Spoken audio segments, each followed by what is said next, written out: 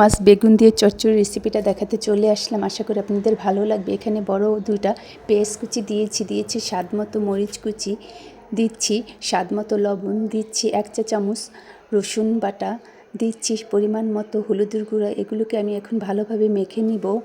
আগে থেকে চিকন করে কেটে রাখা আলু এবং বেগুন দিয়ে দিচ্ছি। একটা আলু দিয়েছি, আলুটা আপনারা স্কিপ করতে পারেন। এখন এগুলোকে আমি মেখে নিব। আগে থেকে হলুদ লবণ দিয়ে মেখে রাখা ট্যাংরা মাছগুলো দিয়ে দিচ্ছি পরিমাণ মতো তেল। এখন এগুলোকে আমি কয়েক মিনিট ভালোভাবে মেখে নিচ্ছি। মেখে 5 মিনিটের মতো রেখে দিব।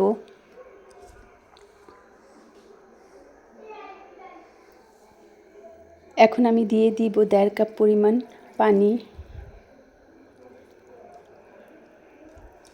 পানির সাথে আমি তরকারিগুলো ভালোভাবে নেড়েচেড়ে দিচ্ছি।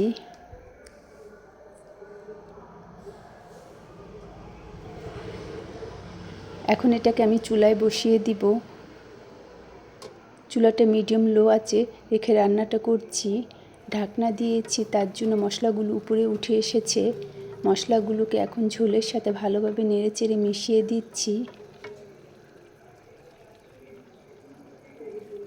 হালকাভাবে নেড়েচেড়ে দিচ্ছি যেন মাছটা না ভাঙে।